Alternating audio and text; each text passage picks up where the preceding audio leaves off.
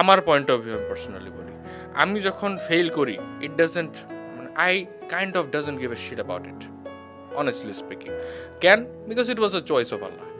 আমার এখানে রিস্ক নেওয়ার কথা আমি নিছি, আল্লাহ আমারে ফেল করাইছে, এখন আমি ডান, তার মানে আল্লাহ আমার নেক্সট ফেজে নিতেছে। এখন আমি যদি বৈশা ভ্যাটকায় বসে থাকি, আল্লাহ আমারে কেন এখানে আনলো, আমি কেন এখানে ভ্যাটকায় রইলাম, কেন আমার এত খারাপ কন্ডিশন হলো, তাহলে তো আমি আল্লাহ আমার থেকে যেটা চাইতেছে ওইটা তো আমি ডিলে করতেছি। আমি যদি অ্যাকসেপ্টেন্সটা করতাম তাহলে আমার যেই জিনিসটা করতে 2 মাস, মানে 6 মাস 1 বছর লাগতেছে, ওইটা আমার 2 মাসে হয়ে যেত, 1 মাসে হয়ে যেত। জাস্ট বিকজ আমি অ্যাকসেপ্টই করতে পারি নাই, ওইটা আমার ডিলে করে লাগলো 2 বছর 3 বছর 4 বছরও হইতেছে না। এই যে একটা অ্যাকসেপ্টেন্সের ব্যাপারটা, এটা কেন হয় না? Because I am frustrated, probably from God, probably from myself, probably from things that I don't, মানে I am not liking about myself. আমি হয়তো মানুষের উপর বিরক্ত।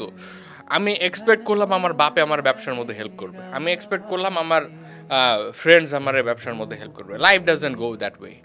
আমার এইসবের মধ্যে মানে আমি এটা এক্সপেক্টই করতে পারবো না যে না ঠিক আছে থিংস গো দ্যাট ওয়ে। মানে ডেল কার্নেগি একটা কথা বলছিল, এটা আমার মাথায় প্রত্যেক দিন ক্লিং করে।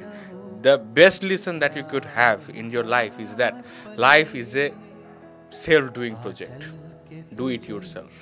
ঠিক আছে।